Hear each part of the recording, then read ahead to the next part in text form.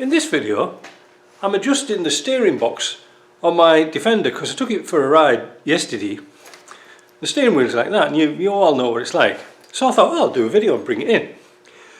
However, it didn't turn out quite the way I expected once I was playing it back, because it's so tight down here I couldn't get some good shots in with the camera. So anyway, have a look at it, see what you think. But it is kind of easy to do, but you don't need to move that adjuster very much.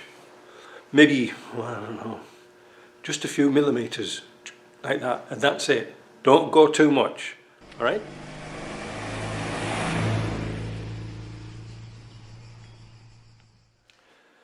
I've just been to rescue Deborah's car because she bottomed it out on one of the tracks going to her house. So naturally I took Thunderbird 1 and used the winch to pull it out. It was only stuck about, I only had to pull it about 6 inches. Yeah, the poor old thing had bottomed out on it. You know when you get the crown of a road and then ruts, well, little Yaris wheels are too small for that. Anyway, that didn't take long. I've never had this truck out for a long time. And it's a job I've wanted to do for damned ages, but never seem to get round to doing. That is that the steering is floppy when you're going straight ahead. We've done videos on this type of thing before, but this is a chance to do one in action and see if we can fix it. And it isn't much, but it's annoying because when you're driving along in a straight line, the wheel's like dancing around the steering wheel. Let's go and have a look at the problem. I don't know if I can get both of these things on at the same time, the wheel and this, but you can see my wheel flops around like this, but there's nothing on the wheels itself, so there's a bit of backlash and it's really annoying. So we're going to try and tighten that up. So how do we do that? Well, obviously this is left-hand drive, and we've got to get down there, down here, to adjust that nut there. See, you see that stud? It's a hex. We've got to back off this 19mm here. Hope you can see that. Wait a minute, is that pipe in the way? Oh, it's a wire. Let's get it out of the way. Yeah, then now you can see it, can't you? 19mm. We've got to either take that up or take it down. I don't know which way. But the nice thing is we can grab hold of the steering shaft here and turn it here. You know, like turn it like that. It should work. Obviously this is the Isuzu engine in here, so it's not a regular fitment, but there is a bit of play, you know, a bit of room to get into it. So I'm going to use what's called a crow's foot spanner to try and get into that nut and see if that helps. Well, as you can see here, I've got a long extension onto a wobble bit down here, and then I've got the crowfoot spanner on, which will fit. I've also put an Allen key in. I've put an Allen key in there in the top. I blew the top out of the Allen bolt. Sometimes they're a Torx, sometimes they're Allen key. They're a bit different, but I'm making a note, a mental note there, where the position of the Allen key is, so I don't lose it. So that's its original position. A lot easier on a right-hand drive one of these because the steering box would be just here, but it's got all this clutter in the way. Anyway, let's have a go. I'm going to take the camera off, turn it off and put it on the stand and see if we can film it. It's very difficult to film. Right, here goes nothing. See if I can crack it off. Oops. Give a good stab. Oh, just get it. Slip off with my Allen key. No, it's got it. It's got it.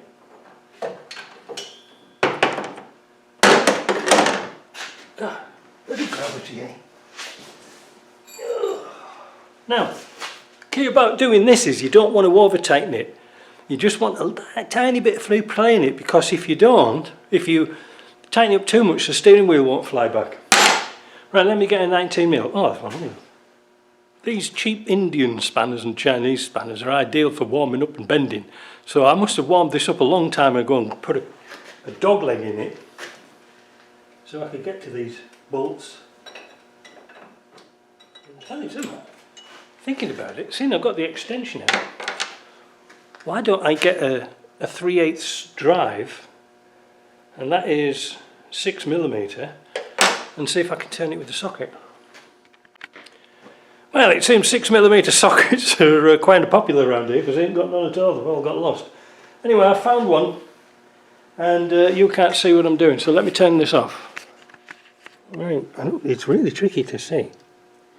So I've got the lock nut backed off, I've got the spanner there jammed against the radiator, and I've got this on a wobble bit going down there. So I'm going to turn it a little bit and see what it does. I'm going to go down, I'm going to screw it down first and see what happens. I think we can get somewhere. I'm screwing it down and the lash is starting to go. Now, you must remember, I've checked all the ball joints, all the universal joints in the shaft, everything's perfect. So now I've got this. Oops, sorry, that's me. Tiny bit more, just a tiny hair more. And when I mean a tiny hair,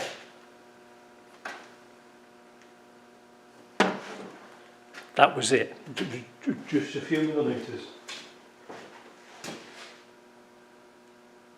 A little bit more.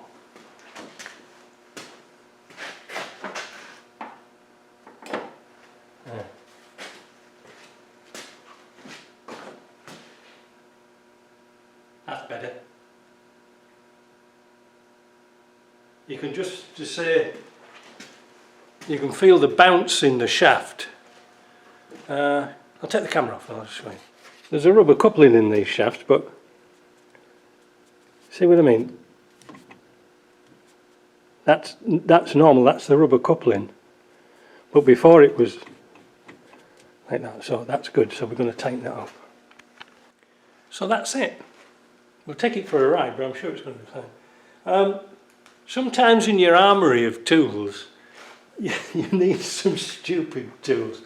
Like these little crowfoot spanners are ideal. They come in a set, you know, like metric and inch. But for getting the power steering pipes off, because you can go in straight and turn them. It is a bit of a pain in the ass because you've got to lift them off and turn them. That's a pain. These type of universal joints here are lovely, better than the old-fashioned ones. They've got like a ball on them. But what's really handy, and I very rarely use them, but I have used them on Jim's car.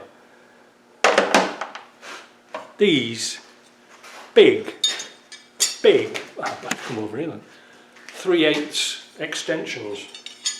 They came in a packet of 3. I didn't get them from the barber shop. Really good, because these came in really handy with getting Jim's exhaust bolts off the manifold, because we had to go under the wheel arch to get them. Otherwise you couldn't see them, so they came in really handy. And sometimes these come on special because nobody really wants them. And yeah, they've proved good for this. So just a few little simple tools and you'll get going. So I think that's going to be fine now. Well, now what I'm going to do. See you later.